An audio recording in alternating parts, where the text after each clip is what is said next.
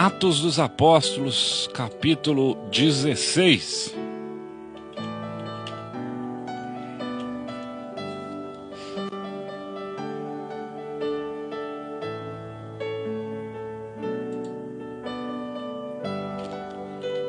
Amém, irmão Décio. Eu recebo em nome de Jesus. Porque tá precisando de outro, viu? Mas nós vamos chegar lá em nome de Jesus, né? Atos capítulo 16, no versículo 25 e o versículo 26.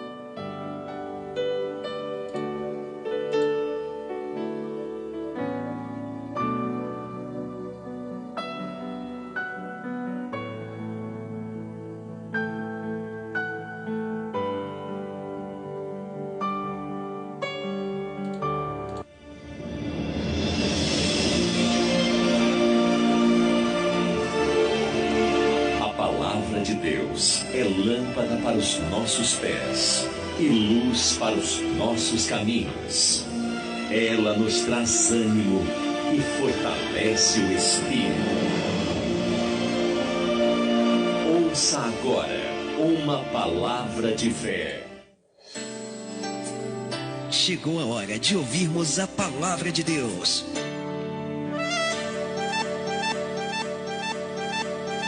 Momento da palavra. Momento da palavra.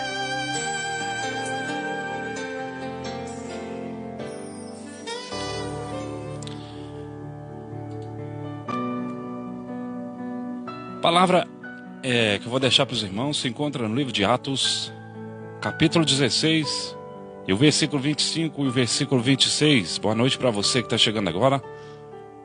Nosso irmão Vitor Queiroz, muito boa noite, obrigado pela sua participação. A palavra que eu vou deixar para os irmãos nos fala nessa noite de hoje, por volta da meia-noite. Paulo e Silas estavam orando e cantando hinos a Deus. E outros presos ouviam. E de repente houve um terremoto tão violento que os alicerces da prisão foram abalados. Imediatamente todas as portas se abriram e todas as correntes se soltaram. Glória a Deus. Essa palavra aqui, irmãos, eu estava meditando nela hoje, logo à tarde, né? A palavra aqui vem nos dizer que o relato sobre Paulo e Silas na prisão é um dos textos mais conhecidos do Novo Testamento e está escrito no livro de Atos, no capítulo 16. E certamente o que mais me chama a atenção neste texto é a afirmação sobre um terremoto que abalou os alicerces do cárcere, onde estes dois homens de Deus estavam presos. Esse capítulo também ele é utilizado frequentemente em sermões, mas infelizmente muitas das vezes interpretado de forma completamente equivocada. Então, nesse texto que nós meditamos em alguns principais pontos sobre a prisão de Paulo e Silas, e conhecendo o contexto histórico da prisão de Paulo e Silas, o apóstolo Paulo ele estava em sua segunda viagem missionária. E na primeira viagem o seu principal companheiro havia sido Barnabé. E porém, devido a algumas circunstâncias com relação ao comportamento de João Marcos, né, primo de Barnabé, ambos se dividiram. Então Paulo escolheu Silas para acompanhá-lo nesse novo empreendimento missionário. Então Paulo e Silas eles passaram por cidades Porém, foi na estadia deles em Filipos que ocorreu essa tal prisão. Então Paulo e Silas, eles não estavam sozinhos. Estavam também com eles Timóteo e Lucas. E essa equipe de missionários partiu para a cidade de Filipos, uma importante colônia romana. E essa Filipos é a mesma que em aproximadamente 42 anos antes de Cristo foi palco da famosa batalha em que Marco Antônio e Otaviano derrotaram Brutus e Cássius e os assassinos de Júlio César. Um abraço à nossa irmã Joana Lamantia, muito obrigado pela sua participação. Então, no primeiro século, Filipos era uma cidade de destaque na região da Macedônia. Um abraço especial à nossa irmã missionária Edilane Rodrigues. A paz do Senhor, muito obrigado pela sua participação. Então, pois possuía uma economia próspera, principalmente devido à mineração de ouro, e também era referência na educação como uma escola de medicina. Então, Paulo e Silas, em Filipos, a equipe de missionários liderada por Paulo ficou em Filipos durante vários dias. E Lucas, ele nos relata que no primeiro sábado em que estavam ali, eles foram para o rio Gangites. Encontraram várias mulheres que se reuniram no local para a oração sabatina. Então o apóstolo, acompanhado de sua equipe, começou a pregar o evangelho àquelas mulheres. E entre essas mulheres estava Lídia, uma mulher que o Senhor lhe abriu o coração para que ela se convertesse ao evangelho de Jesus. Então Lídia e os seus membros de casa foram batizados no rio Gangites. E após o batismo, ela ofereceu hospedagem àquela equipe missionária. E com os missionários hospedados na casa dessa mulher, o evangelho continuou sendo pregado na cidade e a igreja começou a ser ampliada. E o exorcismo de uma jovem antes da prisão, no versículo 16, e no mesmo capítulo de Atos, nós somos informados sobre uma jovem escrava que tinha um espírito de adivinhações, e a sua prática de adivinhações trazia muitos lucros aos seus donos. Em grego, Lucas escreve que ela tinha um espírito chamado Piton, que em nossas traduções aparece apenas como adivinhação. E na mitologia grega, Piton era uma lendária serpente que guardava o oráculo Délfio e que acabou morta por Apolo. Então, assim, tal termo era utilizado para se referir ao espírito de adivinhação característicos dos médiuns da época. Então, com tudo isso, Lucas ele estava enfatizando que a jovem era usada por demônios. E por muitos dias a jovem clamou que aqueles homens eram servos do Deus Altíssimo, glória a Deus, e que estavam proclamando o caminho da salvação. Então não devemos entender essa declaração como um reconhecimento genuíno no Evangelho que está ocorrendo ali. Então lembre-se que ela estava sendo usada por demônios. E tal declaração era uma artimanha de Satanás. Então Paulo entendeu dessa forma que, e em nome de Jesus, ele expulsou aquele espírito que atormentava aquela mulher. E Paulo e Silas são presos. Então os donos daquela escrava, quando perceberam que tinha perdido uma fonte de lucro, ficaram revoltados e violentamente prenderam Paulo e Silas. E o texto nos diz que eles foram agarrados e arrastados até as autoridades. Então nós notamos aqui que apenas Paulo e Silas foram presos, pois que isso aconteceu porque aquelas denúncias que aqueles acusadores fizeram foram fundamentadas na nacionalidade dos missionários. Então perceba que antes de qualquer acusação, eles deixaram claro que estes homens são judeus. Então, com isso, possivelmente, eles estavam querendo estabelecer de alguma forma uma ligação entre Paulo e Silas e os judeus que tinham sido expulsos de Roma pelo imperador Cláudio, acusados de criar perturbação religiosa em aproximadamente 49 anos depois de Cristo, segundo o livro de Atos, capítulo 18, versículo 2. Então nós percebemos que no versículo 20, Paulo e Silas, eles são acusados justamente de criar a confusão e perturbação naquela cidade. Então, como o Lucas ele era gentil e Timóteo apenas um médio judeu, então as acusações caberiam perfeitamente apenas contra Paulo e Silas. Então é importante também percebermos, irmãos, que em nenhum momento a jovem foi mencionada naquela acusação. Então toda a denúncia partiu do confronto entre os interesses romanos e os interesses judeus. E naquela época a religião judaica era permitida dentro do império. Então, porém, os judeus eles não poderiam tentar converter os cidadãos romanos. E aquele momento ainda não havia ficado clara para que os romanos, a distinção seria melhor entre o cristianismo e o judaísmo.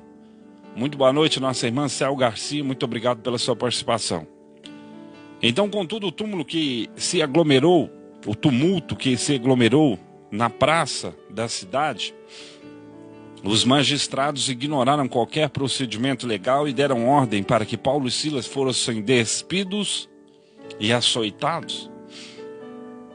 Então, porém, cidadãos romanos, Paulo e Silas, eles não poderiam de forma alguma ter passado por essa sessão de tortura. Então, Paulo e Silas no cárcere foram lançados naquela prisão. O carcereiro foi ordenado que lhe guardasse os 2 prisioneiros com segurança, ou seja, com total rigidez.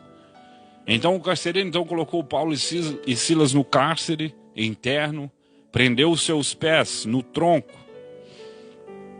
E as cadeias daquela época, elas eram divididas em 2 partes.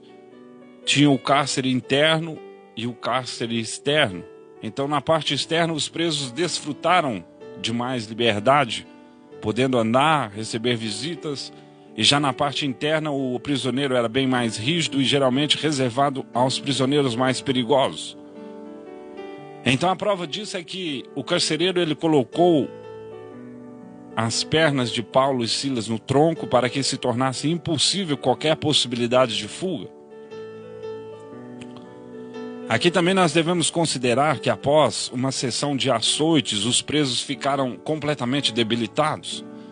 E o que provavelmente era, na ocasião, a condição física de Paulo e Silas.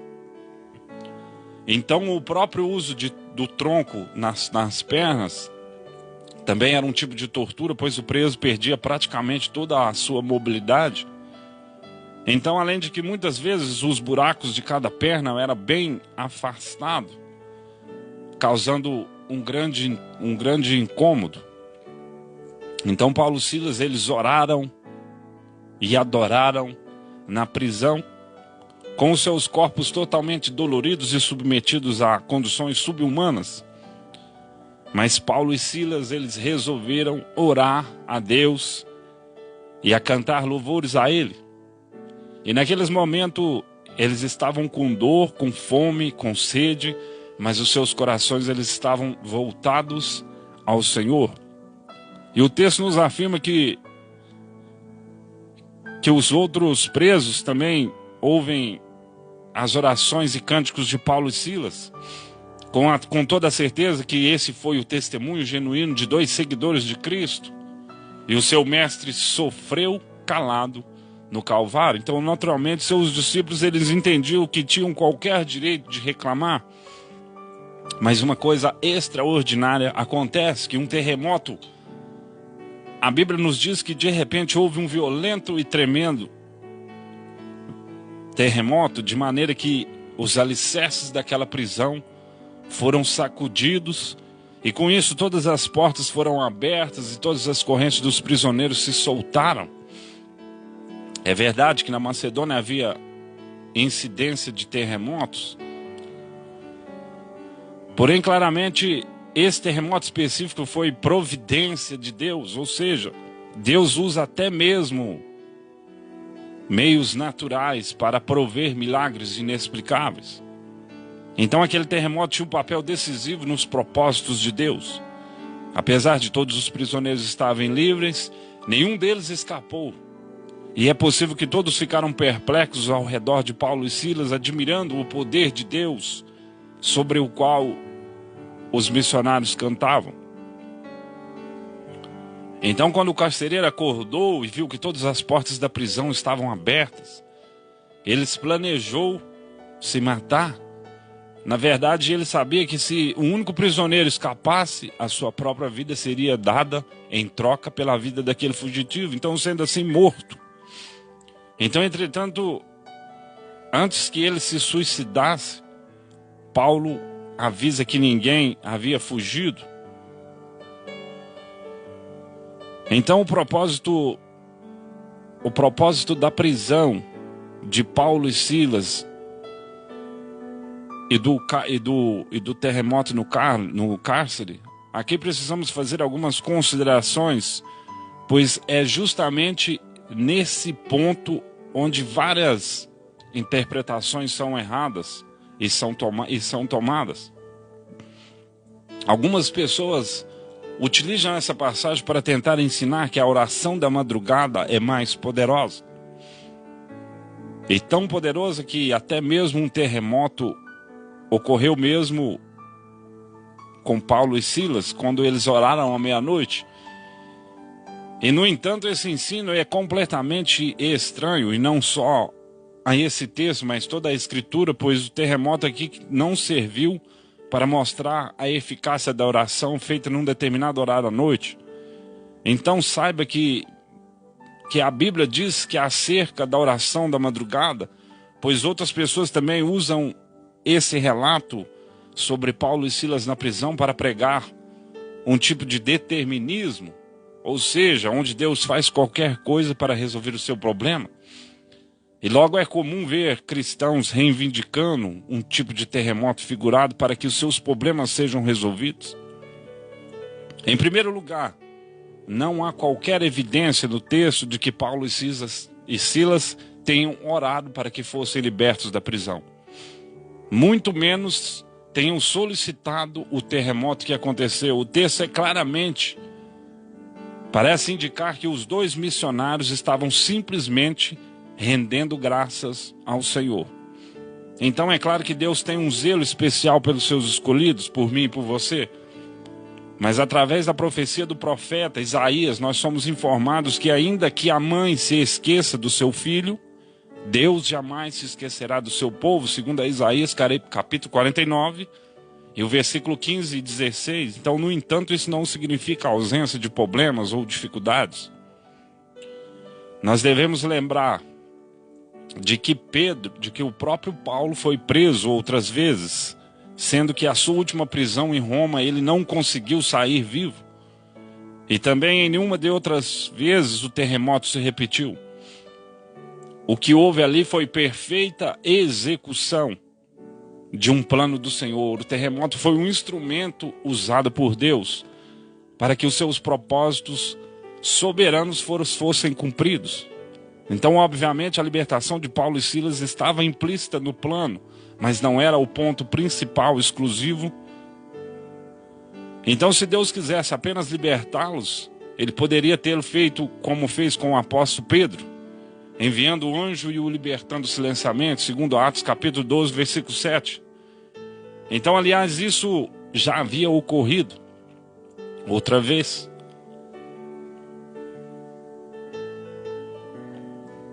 Então o terremoto aqui, ele não apenas quebrou as correntes que prendiam Paulo e Silas, mas ele abalou o alicerce cárcere. E foi muito mais além do que isso, porque o terremoto também quebrou as correntes da incredulidade. e abalou os alicerces do coração do carcereiro e toda a sua família. Então aquele terremoto ele revelou o poder e a majestade do Senhor, bem como a soberania dos seus próprios eternos. Então o grande objetivo do terremoto poderia ser notado nas palavras do carcereiro, no livro de Atos capítulo 16, versículo 30, que ele diz que os senhores, o que devo fazer para ser salvo? E o missionário lhe respondeu, creia no Senhor Jesus. Então a salvação havia alcançado não só o carcereiro, mas toda a sua casa, incluindo seus servos. Então Paulo e Silas, eles ensinaram aquela família a palavra do Senhor. Então imediatamente todos foram batizados. E naquele momento o carcereiro já não era mais o mesmo. Ele havia nascido de novo, a sua atitude já demonstra o caráter de alguém regenerado. Então, se poucas horas antes ele havia lançado no cárcere 2 homens debilitados, sem ao menos se importar com as necessidades deles, agora ele já estava cuidando das feridas dos missionários. Então, somente o Espírito Santo ele pode promover uma transformação tão radical. E o carcereiro também conduziu os missionários até a sua casa e ali os alimentou. Então para ele, Paulo e Silas não eram mais prisioneiros, mas agora eles eram irmãos em Cristo. Então o texto bíblico nos informa sobre a grande alegria do carcereiro por não só ele, mas por toda a sua família. Então agora crer em Deus, então a expressão grega desse texto nos revela uma confiança permanente, ou seja, a fé daqueles irmãos não era nominal, mas verdadeira. Glória a Deus e aleluias. Então depois Paulo e Silas, eles voltaram voluntariamente para aquela prisão e eles não tentaram se aproveitar da situação para fugir. E no outro dia, pela manhã, as autoridades o ordenaram que os 2 fossem soltos. Então é possível que a notícia do que ocorreu na prisão tenham percorrido toda aquela cidade e aqueles homens tenham relacionado a presença dos 2 missionários com o terremoto que havia abalado aquele lugar. Então isso pode ter deixado os magistrados estarrecidos. Então seja como for, eles queriam que Paulo e Silas fossem embora. Entretanto, Paulo se recusou a ir e também expôs a injustiça que tinha sido cometida com os 2 cidadãos romanos e exigiu uma retratação pública. Então a revelação de que Paulo e Silas tinham cidadania romana perturbou aqueles magistrados que foram até a prisão e pediram desculpas aos missionários, implorando também que eles deixassem a cidade. Então após sair naquela prisão, Paulo e Silas foram para a casa de Lídia, onde se reuniram com os irmãos, e depois de encorajá-los, partiram para a cidade de Filipe. Então esse episódio também tem algumas similares com o naufrágio que Paulo sofreu quando estava transportado como prisioneiro para Roma. E o propósito do naufrágio não era para libertá-los, mas para fazer com que o poder de Deus fosse revelado na ilha de Malta. E da mesma forma, ocorreu no episódio da prisão de Paulo e Silas em Filipe, com um consequente terremoto que atingiu aquele lugar. Então tudo serviu apenas para contribuir com a pregação do evangelho ali. E o propósito de Deus, que aqueles acontecimentos eram estabelecer e fortalecer a sua igreja naquela cidade. Então depois, quando nós olhamos para a igreja de Filipe, na epístola escrita pelo próprio Paulo, aqueles irmãos, podemos entender o quão importante foi aquela comunidade cristã para o ministério do apóstolo. E na verdade havia uma profunda comunhão entre os crentes filipenses e o apóstolo, e os quais por várias vezes socorreram Paulo em suas necessidades. Então quando Paulo ele escreveu a sua carta aos filipenses, ele se referiu também aos bispos e diáconos. Isso significa que aquela igreja ali havia prosperado e o evangelho estava sendo pregado e o reino de Deus avançando. E todavia, tudo isto tinha começado com a conversão de uma mulher que se chamava Lídia, com a expulsão de um espírito de adivinhação de uma jovem escrava. E com a prisão violenta, com um terremoto milagroso e com a conversão do carcereiro de sua família. Então essa é a história da fundação da igreja de Filipos. E nessa história nós podemos ver como o nosso Deus é soberano em seus planos infalíveis. Ele poupou a vida de Paulo e Silas naquela ocasião, de tortura e de prisão, porém não nos poupou do sofrimento. E apesar disso, os dois missionários entendiam que Deus estava no controle de tudo. E ao invés de questionarem ao Senhor, eles o adoraram, ao contrário de algumas pessoas. Mas essa é a palavra que eu deixo para a sua meditação nessa noite de hoje.